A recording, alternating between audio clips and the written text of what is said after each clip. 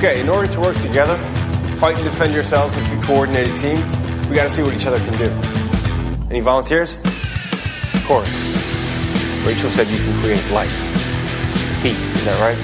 Honestly, I'm still trying to figure it out. Okay, so let's figure it out together. How exactly does it work? I think it comes from the sun.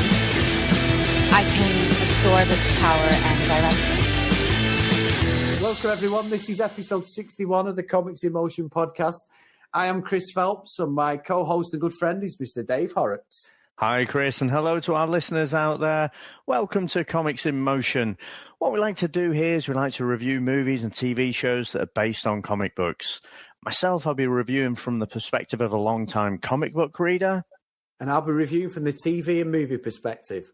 And what we also like to do is we also like to spoil the hell out of everything we review. So if you haven't watched our choice of the week, then we'd advise you to proceed with caution. And remember, with an average podcast comes no responsibility. Now, today we're joined by a special guest, Paul Edwards, who's the owner of DC World, which is the UK's top DC fan site. So welcome to the show, Paul. Hi, guys. Thanks for having me on. It's brilliant to have you on. Really, really good. Now, what we also like to do is if you could head over to Apple Podcasts or your podcast catcher of choice and drop us a 5-star review. This really helps us to grow the show and gets us out to other listeners. Now, Paul, tell me a little bit about yourself. So you've created this entity called DC World, but tell me about yourself and how did you initially get into comics and DC itself? Probably what started off for me was, I'd say, Superman 1 with Christopher Reeves. Now, I was born in 1979. Obviously, Superman 1 was out about then anyway. And that was probably the first film I saw as a child. I was probably 4 or 5. I remember I probably had it on Betamax video, if anyone's old enough to remember what they were. And it went off from there. Then I think the next film was like Star Wars. But Superman, I think, because he was my first superhero and first sort of film I saw around them, I fell in love with it from there. And then 10 years later, Batman came out. I remember I weren't old enough to go and see it. I think it was a 12 when I was 10. Snuck in twice in the same day to see that one. And then from there, really, that was it. And then everything else that's happened since then. And then I thought I'd start a website, start a Twitter page. And in the last 5 years, we've been running that. It's gone absolutely mental and brilliant. We've got a great team of writers in the team now as well for everything. So, yeah, all the TV films and shows coming in the conventions. Absolutely amazing time to be a DC fan. Oh, great stuff, great stuff. And thanks again for coming on, Paul. I think as well, myself being a DC probably fanboy more than Marvel as well, I've been following your page for a long time. I met Max Byrne, obviously, at the Manchester Comic Con, and he introduced us to your Twitter page and all the work that you do. So, and I've promised Max we will get him on. So if you do speak to him, Paul, hopefully he'll be listening to this. He does listen I to shall tell him. I'll give him a big thanks for this as well. Yeah, because he's a local lad to me. He's from Bolton. And okay. Yeah, he's a good guy. So big thanks to him as well. But it's just really interesting that something like the DC world can just grow.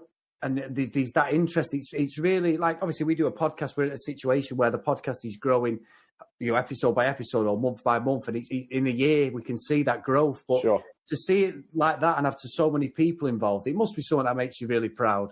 Do you know what I love? I like, at the beginning, we had sort of a wonky start. There was a couple of team members that were there for a few months and then didn't like how things went. And then from there, that was just literally a Twitter page. And then I got involved. I started learning the social medias, the Twitter, Instagram, Facebook, even YouTube.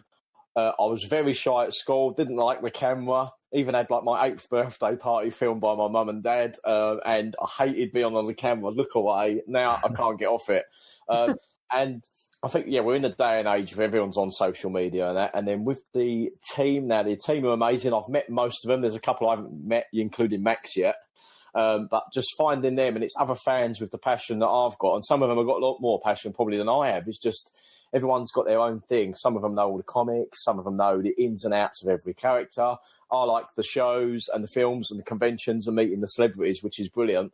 So I've got now, there's probably about 12 or 13 in the team all over the world, most of them in the UK, a few in America.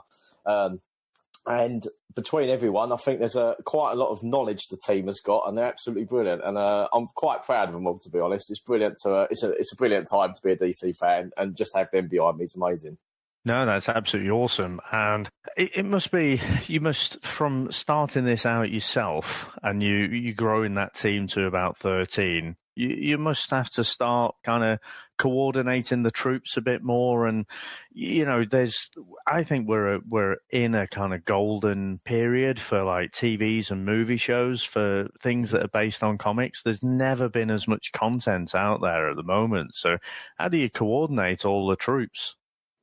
Do you know what? Honestly, I don't know. Literally, a couple of months ago, we was on an app and we used to chat to each other in there, and a lot of people missed things. So now, a couple of months ago, I started up like the WhatsApp group. Everyone's on WhatsApp, and we're all sort of in our own groups. Or if we don't want any spoilers, there's other little departments we all chat to each other in to not spoil shows, because some people are behind than others. And it's literally all on there. We all chat to each other. It all gets on really well. Any news that's happening, if mainly I'm on Twitter a lot. If I've not seen something, they'll message me the link, and just to bring me up to speed. I work all day, so I'll sneak in some breaking news as it happens, sort of thing.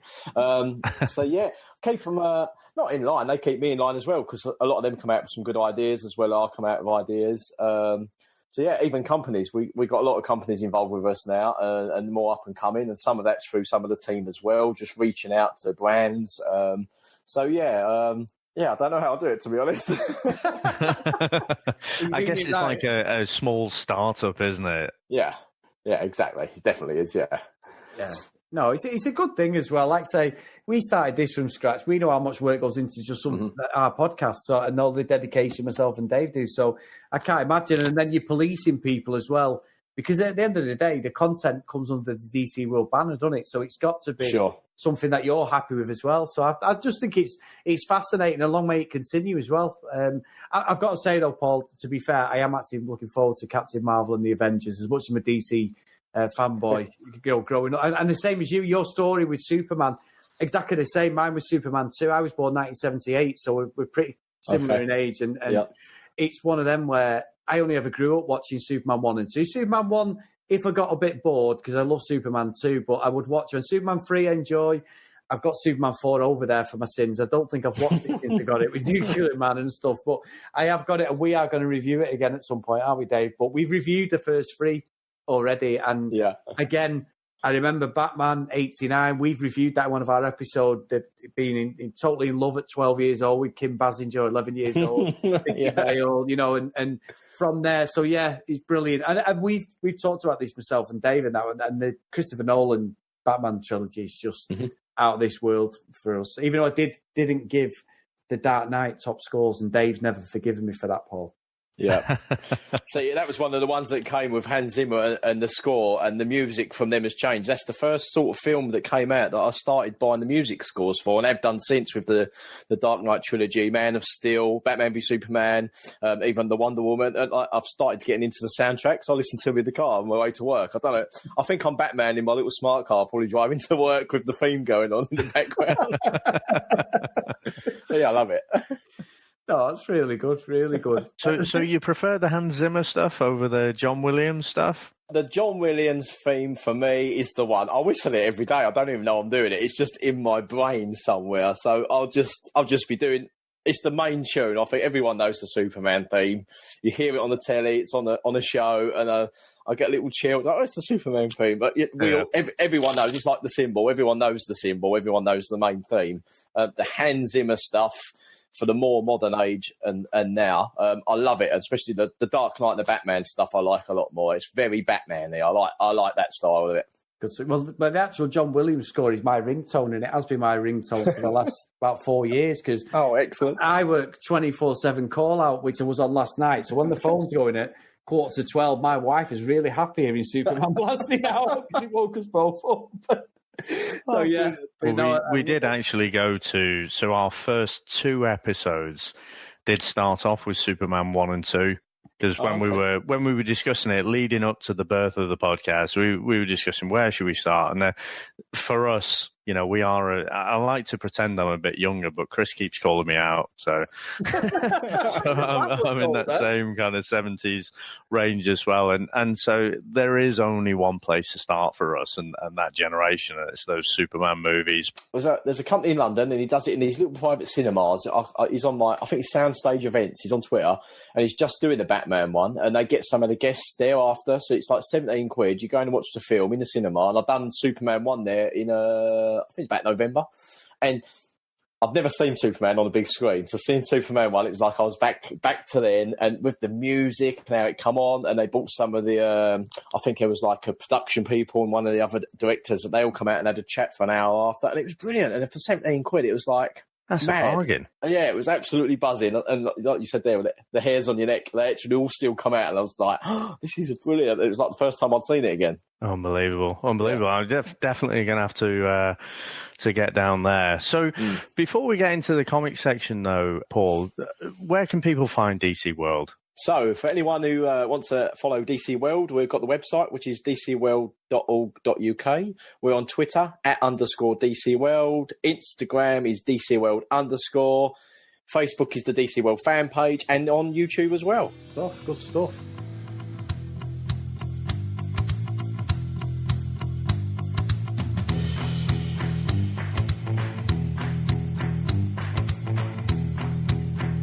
Now, Dave, comic book background, mate, what have you got for us today? And what are we reviewing as well, please? Okay, so we are going to look at Titans.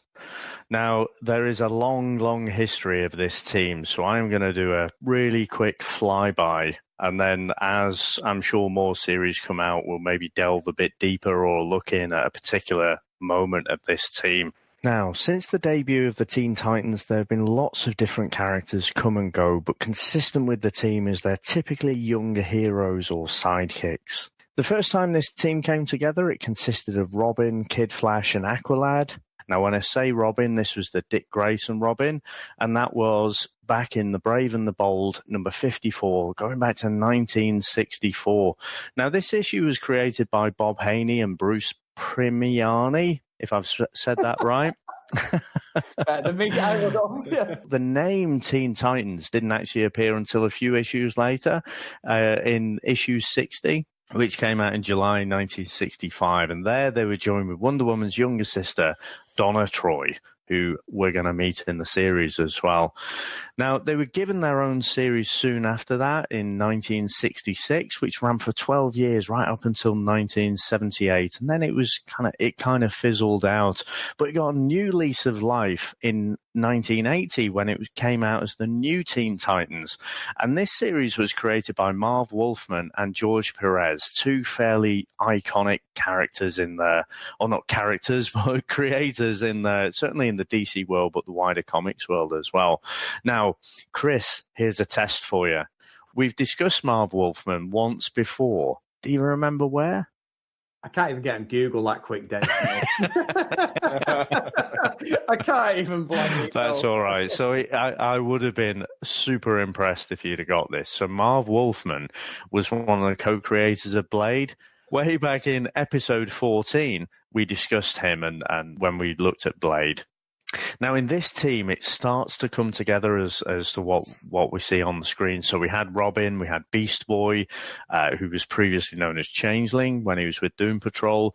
We had Starfire and Raven, amongst a few others. And they were more portrayed as young adults as opposed to the younger characters. Now, this team gained in popularity, and there were comparisons with the Uncanny X-Men team back across at Marvel. And in 1982, there was actually a one-shot called Apocalypse Now, and that was written by Chris Claremont, who was fairly key in driving forward that Uncanny X-Men team. Probably no coincidence, to be quite honest, but in 1982 also, Marvel brought out a book called The New Mutants, which focused on younger heroes who weren't as experienced as their older Uncanny X-Men counterparts. So I think a little bit of stealing, and next week we're going to look at Umbrella Academy, and I think there's a little bit of that as well. So I thought it was quite interesting, the bit of X-Men crossover there. Now, over the years, there's been multiple reboots, multiple volumes with books called Teen Titans, New Teen Titans, and simply Titans. But currently in the books, what we have, so as part of the DC Rebirth relaunch, we've got Titans. And essentially, we have their Nightwing, who's Dick Grayson. We have the Flash, Wally West, along with some others like Donna Troy, Bumblebee, Tempest. We also have the Teen Titans, which actually has Damian Wayne as Robin. So not to blow your mind, Chris, I know you freaked out a bit when we discussed Jason Todd a few months ago. We have Wally West 2 as Kid Flash. It gets a little bit convoluted, but we also have Starfire, Raven, and Beast Boy in there as well. So that is just, honestly, that is a flyby. It might seem a little bit, lots of facts and figures there. But Chris, do you want to tell us a little bit about the series background? Yep. Originally, the idea for Titans was conceived in around about September 2014. The plot was written by Akiva Goldsman and Mark Hames. Now, it was all about Dick Grayson emerging from the shadows of Batman to become Nightwing. Now, there was going to be pilots filmed in Toronto, sort of mid-2015, and then it just kept getting put back. And then by the end of 2015, it was basically a dead duck. And then TNT, who actually owned the rights to it, basically just were interested in making it. And in January 2016, decided they weren't going to take the projects anymore. They didn't want the rights to the Titans. So Warner Brothers then decided that they were going to do direct-to-digital on DC's own digital service, direct to the consumer, and they're going to take up the actual series. So in April 2017, it was announced that Titans was going to come out. Again, it's been developed by Akiva Goldsman, John's Greg Bellatini. Now, Dave, you had a bad one before. That was an easy one, and I've made that sound bad. But Sarah, now I have to say this one, right? Sarah Sheeter, I think, as well. So they wrote the plot and the episodes. Now, one thing I do find quite interesting, and it might be something we get into when we do our review, is it's actually supposed to be 12 episodes, Titan. And in October 2018, they decided that the 12th episode would actually become the first episode of season 2, because they decided they were going to commission the season 2 straight away because he got such a good response on the service. So how that works out, I do not know. We've watched the series, all of us. It seemed to end at an appropriate time, so I don't know what the 12th episode was going to be. And also, they've also teased as well that at some point in this series, if we get more than 2 seasons, we will see a newer version of Deathstroke as well. Now, on Rotten Tomatoes, critically, that's one of the things I use a lot, Paul, as well, is like the critics' reviews. Now, yeah, I'm always calling them out because the critics' reviews and the user reviews are usually polar opposites. So on a lot of these things, we've talked about this ourselves, me and Dave, on a few things we've watched recently, like Venom and stuff was panned, but I actually quite enjoyed it. Dave enjoyed it. So I don't really take much notice of it. I just use it as a bit of a marker, and I think most people do now, because you make your own mind up, don't you? You know that yourself. Exactly. On Rotten Tomatoes at the moment, it's actually a certified fresh, which is really good for the critics. Yep. It's actually at 82%, but the actual user rating, which is usually higher, is lower. So it's at 6.61 for the user rating, which, 66%, which I find really bizarre. Yeah. That's for 38 reviews. And then on Metacritic, it's actually standing at 55% out of 100. And that's off 8. Well, it's only off 8 reviews, because what we find is when we get a film, you might have a couple of 100 to 100 reviews. But when it's an actual Netflix thing, because people are going through it, and it's obviously this is 11 episodes, they're like 50 minutes long. It's a long thing. So at the moment, it's standing in the middle. And that, to be fair, is what The Punisher was at as well, which The Punisher had a lot more reviewers. So we both enjoyed The Punisher, but it wasn't as good as Daredevil. I didn't think it was anyway. But again, so it's scoring well. It's scoring really well. And that's about it, really, for this week, Dave, for the old TV section, usually move into a TV section. Yeah, very good. I mean, we're releasing this podcast probably a little bit later than our American cousins, because this came out quite a while ago, didn't it, in the US as part of Disney's streaming service. DC's streaming service. He's going to shut the door, slam. And but it only dropped in this last month with Netflix, so that's why we're kind of reviewing it a bit later. But that's also an interesting dynamic, isn't it? Because I don't think you can get it on the Netflix in the US. No. I got now I must say I got access to the DC universe, so I see it as it come on every week. But then as soon as it dropped on Netflix and I started telling people it was on there from a certain date, I did have a lot of interactions over a few days and the weekends. A lot of people binge watched the whole season over the weekend. I probably would have done the same, but that was great sort of feedback to see as well, that everyone didn't wait every week. I hate waiting weekly anyway. But yeah, a lot of the feedback I got online and at DC was that everyone just binge watched it over the Saturday and the Sunday, which was brilliant. And then to see how it ended, a lot of positiveness, which I thought was brilliant. Yeah, no, it's really good. I must admit, I am a binger as well, although it does cause a little bit of stress when Netflix drop that whole series, and I feel like I have to watch it, within a couple of days, or else I'm going to get spoiled somewhere. So yeah. I mean, I'm lucky. I work so early that I have a lot of time before my wife and daughter comes in from work, so I get away with being able to watch at least a couple in an afternoon while I'm doing other things. But yeah, I'm the same. If it's on there, like when Daredevil come out, I was trying to work out with our schedule of podcasting and reviewing it when it first came out, this third series of Daredevil, how I was going to get them done within a week. It was like me and Dave were in competition with each other, Dave, on it at times. Playing catch up. Yeah, we've been talking about the Umbrella Academy. We've just literally before you come on, Paul, like, what are you up to? What are you up to? Because, it's just not like a competitive, but it's because we enjoy the subject matter. It's going to be part of a podcast for us. It's stuff we enjoy watching. So, yeah, I think it's just where we live in. I'm the same. When Game of Thrones and that comes out, you just want them to be there. And then they're not going to be, obviously, this new series. But, yeah, that's proper. I know it sounds daft, and we had to grow up watching them weekly. Everything we did was weekly. You never got more than one episode a week. But now it's like, no, that's old school. We want it there, the content. Exactly. The only thing I said, Paul, I don't know whether you feel the same, and me and Dave discussed it on the podcast, was the only thing that I think by binge-watching stuff, like The Punisher, was there's no suspense to an episode. Like I know this is a bad example. You two can both relate to this. Anyone younger won't. But when someone shot JR in Dallas, I know we're going back early 80s. We were only 2 or 3, but we all know the story. JR, you in Dallas. Oh yeah, my mum used to watch it. Yeah, that's what I mean. My dad still watches it now, unfortunately, religiously. He knows every episode. But something like that, you would have to wait a whole summer to find out who shot him, or next week, join in. Like the old Batman 1966 stuff. Yeah. Join in next week. Batman's in a quicksand cake. How's he going to get out? And that is actually a true episode, because I never forget how he got out of that Batman. He actually was prototyping an actual jet thing on his boots, him and Robin. He didn't tell us until he was in the quicksand I think it was the Joker. But anyway, so you lose that suspense, I think, sometimes with a lot of the things, because that, oh my God, what's going to happen? I don't know. Let's just skip the end of this one. Let's skip the credits, skip the intro. We'll know straight away. And I felt it does lose a little bit sometimes of that suspense, that willing to watch the next episode sometimes.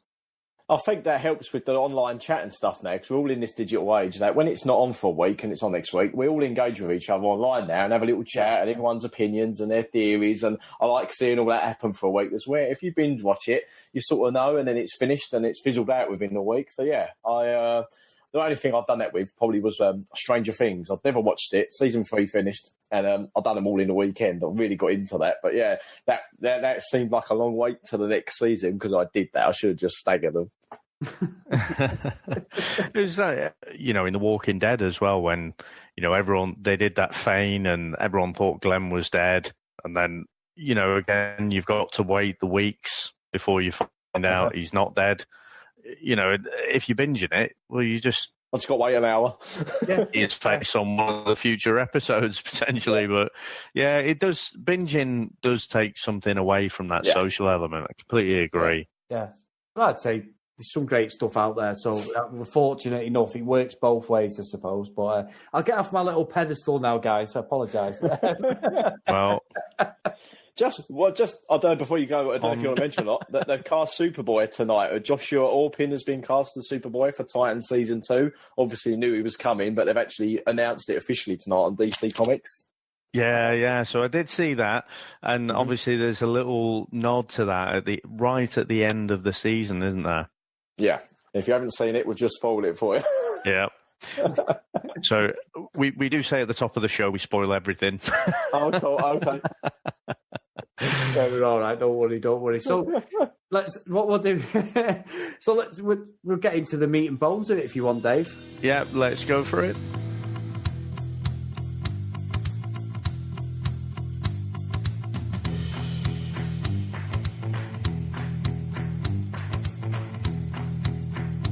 So, what I was thinking is, I'll talk about the characters, really, because one thing that stuck with me, Paul and Dave, and it sounds so daft, because I'm not a comic book fan. I've never really read comics other than the Beano and Dandy as a kid, and I could never really afford the sort of Marvel DC stuff. I never knew there was more than one Robin. So obviously I've only ever known Robin as Dick Grayson, the Burt Ward character from the 1966, Chris O'Donnell, that's it's always flying Dick Grayson. So to see his character in this, I just think he's completely the opposite of anything I've ever known Robin being. He's so gritty and violent. It just took me by surprise. What did you think of that, Paul? I was the same. Now, from seeing him in the trailer, I did think we was going to see a lot more of him as Robin, but I can see now why we didn't, because of the stories, etc. over every week. But seeing him, it was a lot more darker. I like to see it was more darker than even like Arrow. Arrow's quite dark anyway, and it was a lot more adult and darker version of that, which I did like. It weren't like the Flash is very aimed at a younger audience, as where Arrow maybe is in the middle, but the Titans definitely aimed at the adult audience. It's not like the Teen Titans you see in the cartoons, definitely nowhere near that. But I actually liked the darker Robin. I think it was a lot better. You could tell he'd been with Batman, and they'd made it a lot more realistic, as if this guy has been with Batman for all these years. So it made him a lot more believable, this version. Yeah. What about yourself, Dave? I was a bit undecided. I am a little bit on the fence. I kind of like... I tell you what, I love the costume. I love what they've done to that. You couldn't really put Burt Ward's Robin up there, could you, in his bright lycra? But so I absolutely love the costume. I liked, within, I would say, the first 15 minutes of that first episode, I'm thinking, yeah, I quite like this. I wasn't sure if they took it a little bit too far. For me, he was almost borderline on Rorschach territory when we get in there. I don't remember from the comics, or certainly not the movies or anything. There's a couple of instances in that first fight scene where he's scraping someone's face along the wall, and then possibly even worse, he's scraping it along some broken glass and, on a broken car window. And I'm thinking, oh, crikey, it's not just a bit darker. He's almost a borderline villain there. He's almost in a kind of psychopath space where he is. He just has these real dark moments where he just absolutely loses it. Yeah. And I know there was quite a lot of negative press because there was in the trailer, there was the F-bomb, saying that, Robin's his own character and he doesn't really care that much for Batman. Again, I just wasn't sure. For me, it took it a little bit too far. It wasn't completely the Dick Grayson that I knew. What about yourself, Paul? Because obviously, with it being DC so close to your heart, I felt it was a bit bipolar, a lot of this series. But what did you think of the Robin? I think Dave makes a good point, to be fair. I would say now, it's good mentioning to that, like when you was mentioning where he's rubbing his face down the glass. It does make you cringe and it's quite painful, but if you was to look into it, Batman's got a lot of issues with psychology and all these demons going on. And it was like this version of Robin has been doing it so long that them demons are sort of coming into him, and they're like, as if he was being Batman. And there's like clearly a lot of issues he's got going on. And it's probably with seeing all the crime, the criminals, working with Batman. Probably he was like at the end of his tether now, he's like, he's had enough and he just don't crap about anything now. That's the sort of version this gave me, probably like that. Uh-huh. The versions we knew from earlier, it's probably more, Bruce Wayne taking in Dick Grayson and bringing him up. It was all positive, whereas from his perspective, there were a lot of negatives to that. And I think this is in series 2, this is going to be about him growing to become his persona and really becoming that main character. Yeah. I mean, what did you think as well of the other characters, Paul? Was there anyone else who stood out within the introduction? I love Beast Boy. I just don't think we saw enough of him. I can see probably why for the CGI and everything, but that was enough. And Starfire. I love Starfire. And the episode where when she had to go and find, and a ship was there. That was quite cool. But one thing that did stand out for me, I will say, episode 4, when they met the Doom Patrol. If you've not met Doom Patrol yet, anyone, guys, highly recommend it. It's just started now. All of the Doom Patrol characters in there as well, interacting with those guys, and I hope it happens again down the line. I love them as well. But for me, yeah, Starfire, Robin, Beast Boy, they were probably the highlight characters for me in that one, I'd say. Yeah. I think I like Robin, and I also think, like you said, Dave, the suit was fantastic and everything. It was really good. It stood out. Or Dick Grayson. Sorry, I've got to say though, even watching it, it's pretty obvious it's Dick Grayson under that little mask. I mean, I know Superman, he just about gets away with it. He's my favourite character with the glasses. But, there's a bit there later on where for no unwanted reason, he changes into the suit and they go, oh, it's Robin. It's like, well, he was there about 2 seconds ago. He actually left the fight to go and get his suit on to come back. I didn't think he'd have time to do that, but he did. But I think for me, his character is fantastic, but yeah, I also think that the way the series goes for me, Paul, David, is it goes from. I love Smallville. That's one of my favourite programs. Yeah. It goes from very much Smallville PG violence to all of a sudden an absolute bipolar Tarantino style slasher, sort of Kill Bill style, just wanton violence from no. And it didn't. Sometimes it didn't really make much sense for the tone of the show. It was almost a bit like The Kingsman, where you've got this sort of, we've reviewed this in our earliest episodes, but you've got this sort of normal spy film, and all of a sudden there's just this wanton violence. And I couldn't work out whether they stuck the violence on to try and compete with Daredevil and stuff like that because of how good it was, or it was an actual design. I know it's a good design choice, a director's choice and stuff like that, but I couldn't, it was like I was watching two different programs at two different series at times. They just didn't segue in the violence. I love the wanton violence. They can go around maiming and killing people all day long, but I don't think the story sometimes fit with what followed with the violence.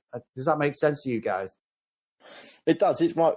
You probably said exactly right there. It reminded me, I don't know if you've seen the film, but like From Dusk Till Dawn. Oh, yeah. Oh, yeah. Oh, yeah. You hit it on the head there. You're watching this sort of film and they're out in the desert, and then all of a sudden it turns into this bloody vampire horror film. And it was like, that's the first thing I'd seen like this. I was sitting there watching it with my mum one. I was like, what the bloody hell was happening here? And it just went into this whole other weird thing. So, yeah, how you're describing the Titans, yeah, and like from Smallville to this, yeah, I'd say, yeah, if you look back at it now, that sort of vibe, yeah, definitely. Yeah, I mean, I don't necessarily mean it's a negative. It's just I couldn't work out at times what was going on with the violence. It just, I mean, I've got to say, I actually thought it was one of the best things of the series, the introduction of that mad family. Yeah. The 1950s. The nuclear family. Yeah, the nuclear psycho family from nowhere. I was not expecting that. I was so impressed with it. Just like, come on, we're going on a road trip. All right, fair enough. So weird. Yeah, brilliant. I think they could have their own series. I'm sure they could get a couple of seasons out of them and some of the stuff they get up to. Definitely, yeah. The weirdest family ever. I've got to say that. It was good because we also got that where at one point the dad gets killed and they just replace it. Hi, Daddy's home. Yeah. Welcome to the family. Nothing's happened, and there's this other guy at the front door. Hi, Daddy. It's like, what the? It is a deep old reach as well into the comics because that they're not calling on any. I mean, Deathstroke's probably certainly if you look at the early '80s New Teen Titans, he's the most prominent villain. But this nuclear family, that's a deep cut. That is. Yeah. It's brilliant. I mean, the violence for that was fantastic. Like I say, the choreography was good. I thought at some points it was as good as Daredevil.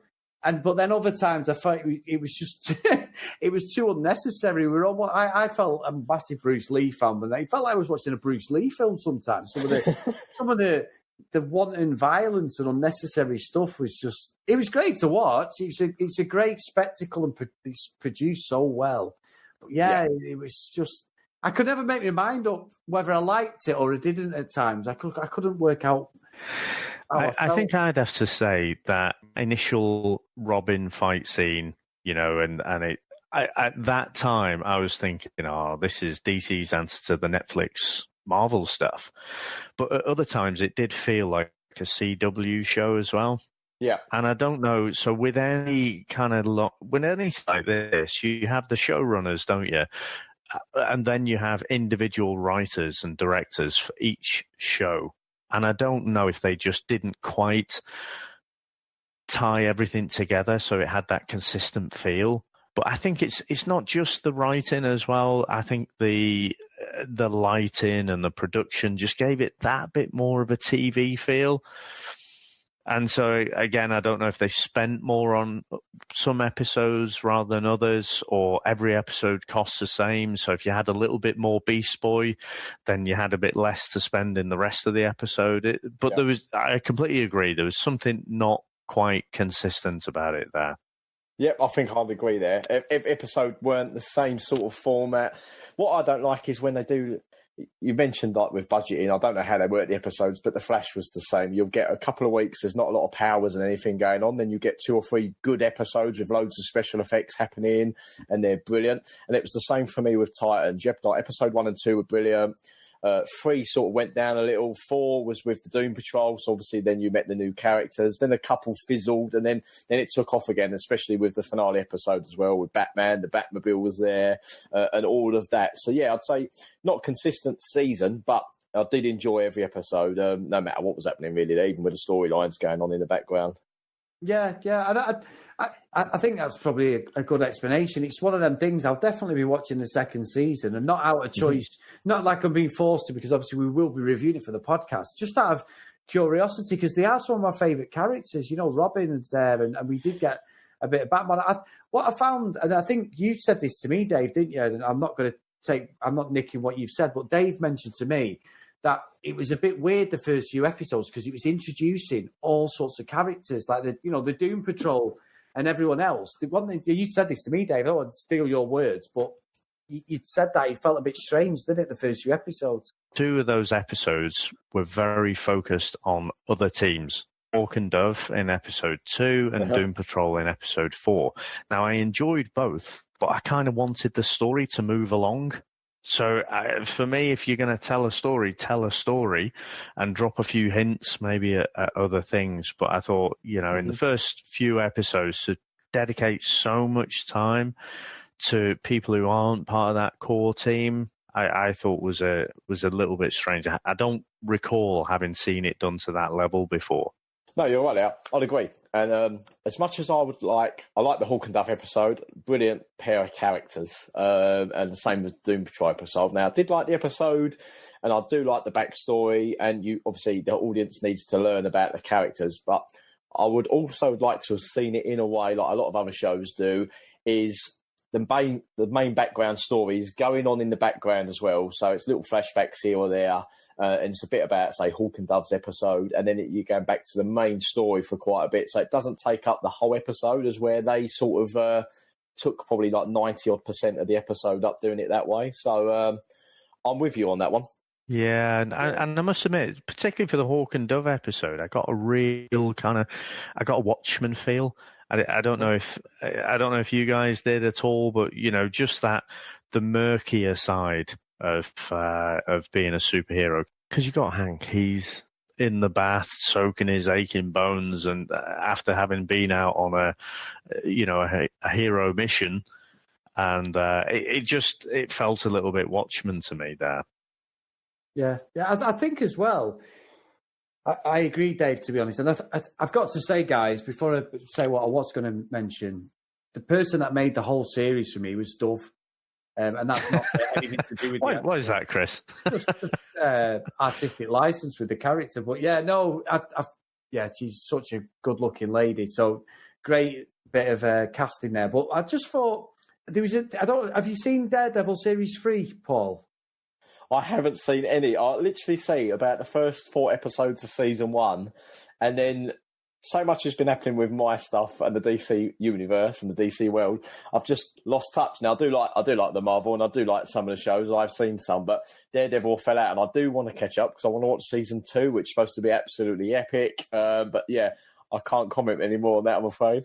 No, it's fine. Well, actually, Series 3 is probably the best series of the lot. So you've got to get through them, Paul, at some point. Okay. But, no, there was a point of reference I was going to use that in Series 3. I can't say it now because you've not watched it, but there's a point in Series 3 where there's just a totally pointless episode that had no bearing on the story that had gone. It was something that should have gone on in the first series.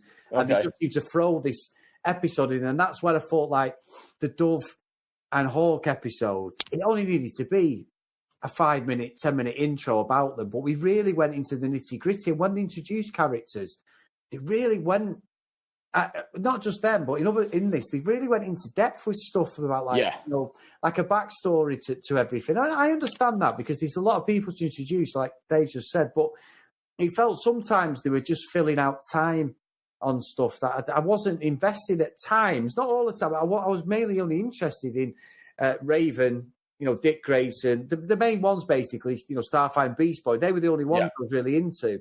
But again, enjoying it, enjoying the whole production of the series. Now, I've got to say, great choice having a Porsche as Dick Grayson's car. Very good. I wasn't happy when he traded it in for a minivan. Totally unnecessary. I was thinking, hang on, that guy's got away with about 30 grand there to give him some crappy minivan. But yeah, I thought the series, the way it went towards the end was really good. It did seem to get, like a lot of the Netflix stuff does as well. I know this wasn't originally a Netflix series. They always have 2 or 3 episodes. There's a bit of a lull where it just drops down a little bit. But I think when the action's on the screen, I was totally enjoying it. I thought it's really good. Just wanting, I said before, wanting violence, wanting unnecessary killing of each other. The only thing, not had a problem with, but the only thing I was thinking of Dave on this was when we got introduced to the other Robin, which was about halfway through episode 5, was it? I genuinely was like, what is this sorcery going on here? Don't do this to me. David mentioned there was other Robins. I was not happy about this one bit. And I also thought he was a bit of an unnecessary character in some respects. I mean, is he going to be in the second series or like a bit of a filler where he just comes in and out of the series? I don't know. It just felt... No, I don't know. No, is that the way his... I mean, you guys would know better than me, but is it Jason Todd? Is that who he is? Is he that sort of arrogant Robin in the comics? Just like this cocky young guy. Yeah, I'd say, I think we'll see more of him. He is like that. But I may get kicked in the arse for this, but I don't think he was needed. I think they threw him in more for the fans of the show and Robin and the Jason Todd. And I know there was all these comments of like even Robin turning into Nightwing in the last episode and putting the suit on. Whether that's going to happen in the first episode or that, and that's why they changed that and all these rumours come on, I don't know. But yeah, I don't feel that we needed him in this series. There was enough characters to worry about and the story going on there to have introduced him. Yeah, he could have probably waited a little bit. Yeah. What I can tell you about Jason Todd is that he's probably the most unpopular Robin. So there's not many people who like him, and he actually turned into the Red Hood for a period. So, he really isn't popular. And I think the actor, he's a little bit like Ed Skrein that we covered last week. Whenever I see him on screen, I just instantly don't like him. I think this young lad did the same job. He came on screen and he was, because we see it more through Dick Grayson's eyes, don't we? Yeah. And then you get this cheeky little upstart, and he thinks he's got it all sorted, and he on the face of it, he seems to be the same as Dick Grayson, but he's really not. So I think he actually nailed that Jason Todd character. Okay. Yeah, that's good. I have no point of reference, so I was interested to see your thoughts on that, Dave. So thanks for that. I think as well is I had when he come into it. What I struggled with was there was a scene where they were at. They come out when they come out of the nightclub and they were chasing somebody, weren't they?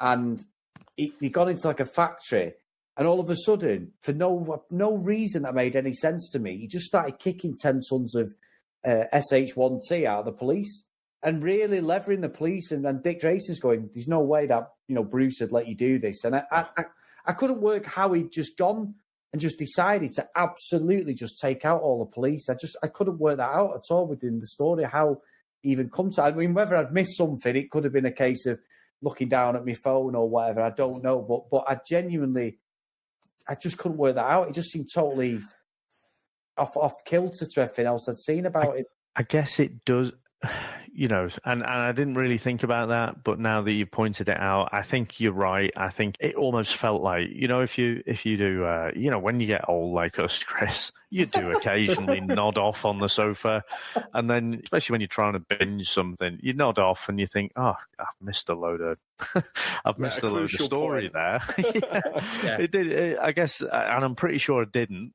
but I can see what you mean, that it did just suddenly decide to switch.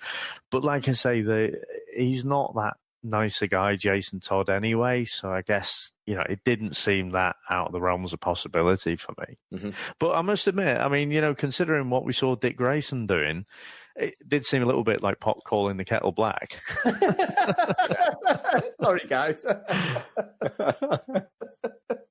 Is there any standout moments for yourself, Paul, as well, other than what we've mentioned with this series? Obviously, if you've enjoyed anything you wanted to mention. Joe, I like, and it's always good, either the first episode or the finale. The finale. So the finale stood out for me because... Not only because you got to see Batman, and it's always these mentions, like from other shows, they mention this guy in Gotham, but actually called him Batman, see the Batmobile, a little bit of the cave. Really good to start seeing this on a TV show finally. Now all the rights have sort of changing and all this access is available to the shows now. But to see the bit I like, although none of this was a real sequence, it was like this other sequence, was the part where the team went in to get Batman in the mansion and blow it up and go and get him. I love that. Not just to see the violent Batman fighting, and obviously to get out of this he needs to do something, but seeing like a SWAT team go into the Wayne Manor and then trying to find Batman, that was something like, I'd love to see that in a sort of movie where Batman's turned bad and like the SAS and the SWAT team have to go in and get him, like just to see, like, hang on a minute, they're going to be in trouble here. This is Batman. You're going to go and try and get. That was a standout moment for me. I actually like that sequence. I think, unfortunately, they're already pulling a bit of a Dallas on us, though, aren't they? So even before the end of it, they've sort of said, oh, no, it was all a dream. And unfortunately, if they'd have been able to stretch that out until Series 2, there might have been some actual weight to it there. Because, it is one of those things, isn't it? When they compare Batman and the Joker, they are actually two sides of that same coin. And to actually explore a bit, well, what if Batman did actually take that one extra step and kill off the Joker? What would that look like? I think that would have been really good. I agree. Yeah. I agree with that, because we'd seen obviously the Joker in there, haven't we, on the car when he had this flashback, because he walks in the house, doesn't he? And then we get this sequence, which I knew straight away it was a different sequence, and it was some sort of dream thing, because we've not really mentioned Raven, but she's released her dad, hasn't she, through a mirror with her mum at this point, and they're a family together, and obviously they are sinister. She likes helping people and sort of restoring the health throughout the series, or taking away the bad and stuff. And there's a few gruesome bits. There's a guy in it where he gets his neck funny, and she actually basically takes all that pain away and makes him live again. But then later on, he does her wrong, and she goes, "Oh, we'll see you. I'll take it back." And I thought that was pretty good, actually. To be fair, pretty gruesome, and she's a very, very good character in this. Obviously, it's about her and Dick Grayson, but I knew at the end that was all some sort of dream sequence, because he was with Dove, wasn't he? And she was pregnant and they had kids. And then there's Hank having a beer while he does the decorating. And I'm thinking, we know this is some sort of weird, because all the way through the series, Hank... It was a bit different a couple of episodes ago, Yeah, exactly, because we get the thing that obviously Dick Grayson's had, shall we say, a bit of robbing action with her. And so Hank doesn't like him, which I understand. So, like Dave, I think I totally agree with that, Dave. It would have made, because Jason Todd's in a wheelchair as well, isn't he? Yeah. Yeah, very good spot that, Dave, to be fair. What about yourself, Paul? On that sequence or that ending episode? Yeah, the whole thing really. What you thought of that sort of dream sequence and like the ending and stuff? I sort of, it weren't going to be real, but I think at certain times it was like when Dick was running in, you see like this invisible force field had gone through, and then it went to the house, didn't he, to try and save her. But then as the episode went on, you sort of started to forget about that part, and you was more. I was anyway. I was more focused on the Batman and the Gotham, and they're going to get him, and then he was fighting. And I started focusing on that, and I think once it all happened at the end, and it was all this not a real sort of sequence, I was a bit unhappy by it because I'd like to have seen that, as you said earlier, go on to maybe the next season, or they could have ended it on a cliffhanger when they blew the Batcave up. They could have probably ended it there as to be continued, and then I think that would have gripped me a lot more waiting another 5-6 months for the next part to come on, see where they was going to go from there. But yeah, I did like the last episode. I'd say it's probably my favourite one out of all of the season. Yes, I agree. I thought that was, if that had been the tone throughout the whole season, I'd be sitting here now telling you it's the best thing I'd seen on Netflix. Although I love Daredevil, I say it all the time, but that last episode was really, really good. They really upped everything with that, and especially having Batman in. Anybody who's a fanboy like ourselves would just lap that up anyway. Exactly. We alluded to it a little bit earlier as well, didn't we? But we get to see Subject 13, and they've got the Superman logo tattoo on there. So, again, knowing a little bit about the Titan or the Teen Titans comics, kind of Superboy's coming in. And as Paul had mentioned before, we've got that confirmed tonight. So absolutely brilliant. I do agree. It's really, really strong episode. I think probably second to that, my favourite was the Doom Patrol. So even though I had the problems with, come on, just get on and tell the story you want to tell, I did like getting exposed to this team here. And I think I haven't seen any of the new series yet. I'm sure we'll get to that soon. But really looking forward to seeing a bit more Robot Man. Yeah. Good. Who's played by, what's his name? Brendan Fraser, of course. Yeah. So we've not seen him for a while, but of course, huge about 10 years ago. He seemed to be in everything, but real interesting character. And again, there was some nice little moments in the episode where he's talking about how much he likes his food and stuff, and you can see, he's kind of longing for it because he's not got those sensations anymore. So really, really interesting character. So really looking forward to looking to that series. Yeah, I think you'll enjoy it. I've seen the first two. I won't spoil anything, but yeah, you're going to enjoy it. It's good. Cool. When does that come out, actually, Paul, in the UK? Do you know?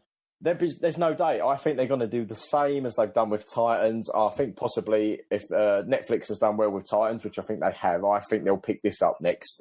So this is quite a long season. I think it's 15, 16 episodes without going in the app.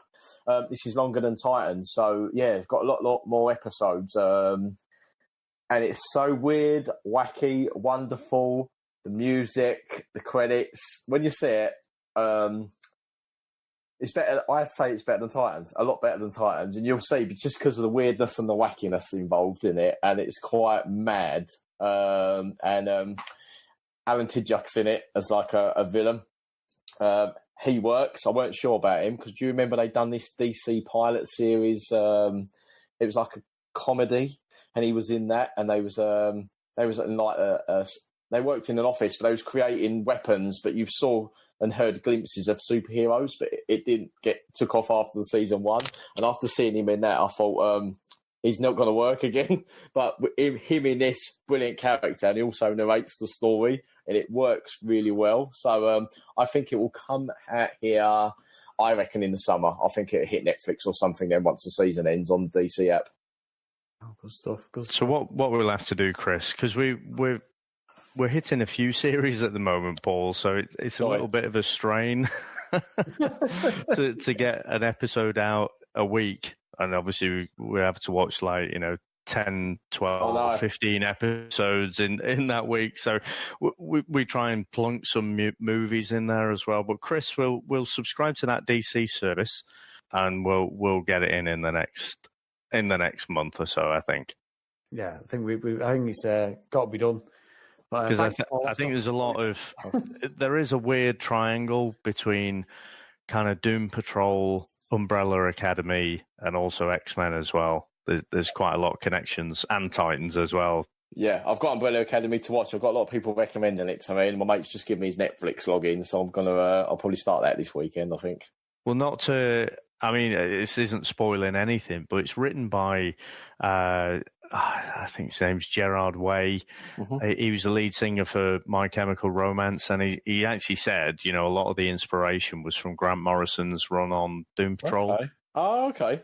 So it's a very similar. I mean, it's essentially a dysfunctional family of superheroes. Yeah. So very, very similar. And I'm episode 7, and yeah, you will not be disappointed on it. Oh, good. No, I'll start that the weekend, I think, then. Yeah, fantastic so far. But yeah, so do you want to go into the review, guys? Yeah, let's go for it.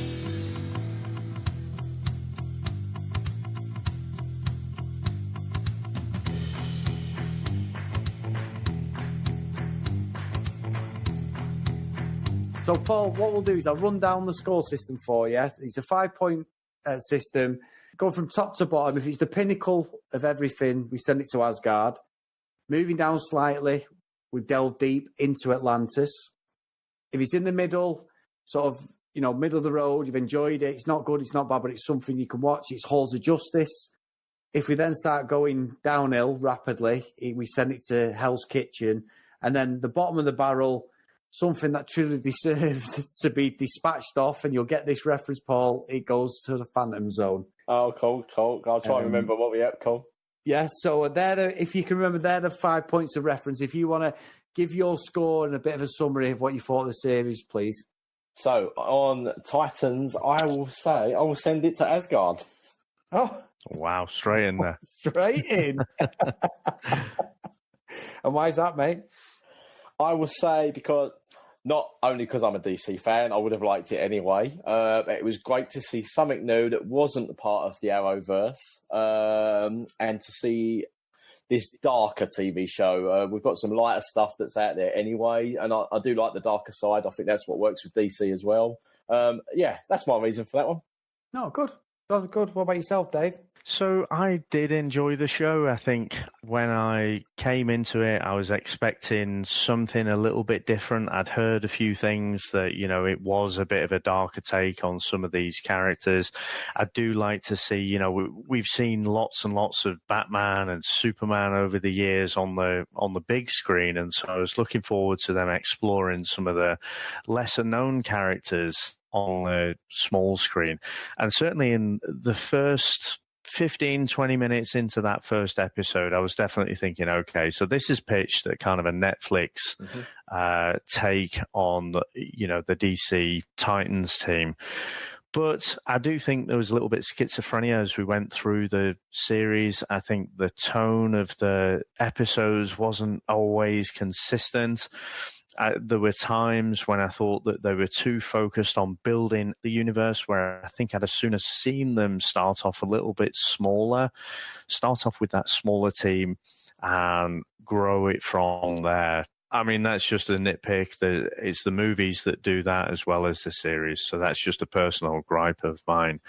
But this is definitely something that I would say to recommend to people to go out and watch there. Again, it's exposed you to a few new characters. If you haven't read the comics, there's probably a load of new characters. Or I should say, or watch Teen Titans Go.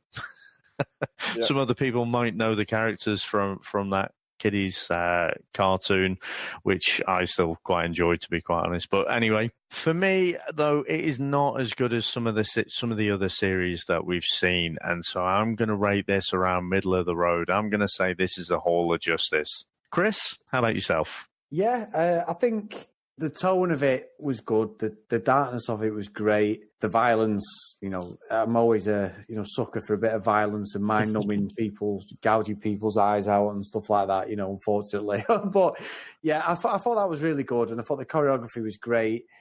The tone of the city, like the sort of Gotham feel to everything was there. That dirt, grimy side to the whole world is something that obviously the Batman stuff's quite synonymous with. I just felt like I said before, it felt like I was watching a sort of teen romp program, Smallville, bit nicey, and then it just went to 100 in let's say 2 seconds, and then you're getting people's arms, taken off or heads, taken. It was just so bizarre, but good to watch, a good spectacle. Mm-hmm. I'm not sure, because I didn't know any of the characters beforehand as a non-comic book reader, and I had no point of reference other than Robin. That's the only thing I had, and obviously we did get at the end, which I think was Catgirl. It wasn't even Catgirl, was it? It was Wonder Girl in the end, actually. I got that wrong. I thought it was Catgirl at the time, but it wasn't, not Catgirl, Batgirl, sorry. But it was Wonder Girl, because obviously she'd been with Diana and stuff, Wonder Woman. But again, it was a great watch. I'm definitely invested in the second series. I want to see where it goes. I just felt I was a bit off with what I was seeing, and I couldn't really follow half the time what was actually going on. It just seemed to go from 1 to 100, I say. So I'm going the same as Dave, unfortunately, Paul. I'm going middle of the road, Hall of Justice. And I would recommend it for people to watch, but it just wasn't up there for me as Daredevil Series 3, unfortunately. But plenty of potential. Hopefully season 2, they can iron out some of those consistency issues, and I'm hoping they don't try and build the world out any more than they already have done. There's plenty of characters to bounce off. That's a big cast that they've got there now. So I'm hoping that they just continue to grow and focus on that cast that they've got, and so they don't have to do any of that world building.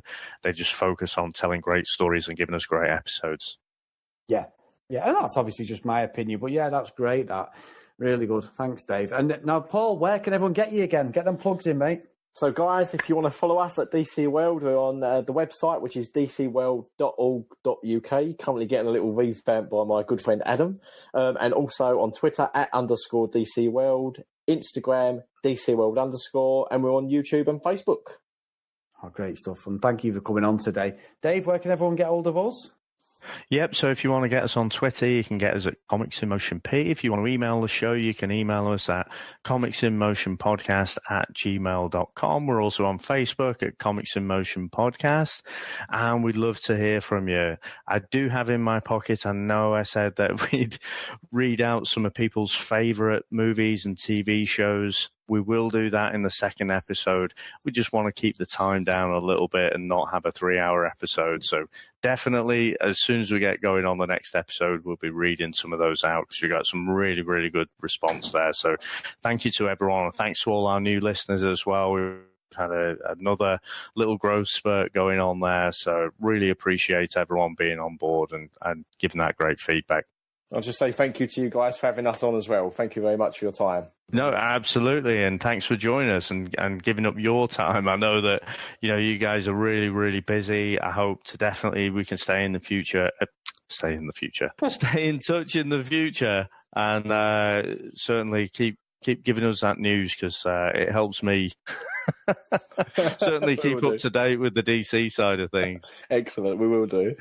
No, thanks a lot, Paul. And again, guys, if you want to get hold of myself and Dave on a bit more of a lighter version of this episode, we are on indierocks.co.uk every Tuesday, 7 till 8 p.m, where we put our reviews up and play some classic indie tunes. So if you want to contact us on there, it's at IndieRocksUK on Twitter and Facebook. And as always, you can contact us, as Dave mentioned before, on our normal Twitter account. So, Dave, this is the end of the show. Big thanks to Paul again from DC World. What are you going to take us out with, mate? Well, I have to say, since the birth of this podcast, Chris, we've agreed that we don't really want to swear, because we want to keep we want to make sure we can have our young listeners listen as well. But there's only one thing I can finish this episode off on, and I say, Batman.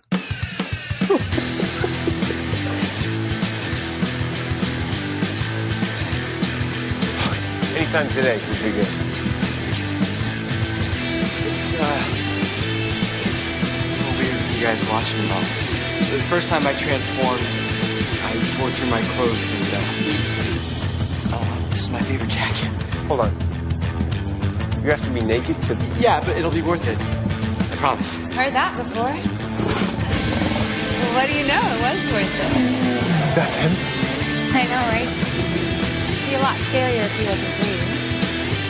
Or bleeding. Okay, so we have Sun Woman and Tiger Boy.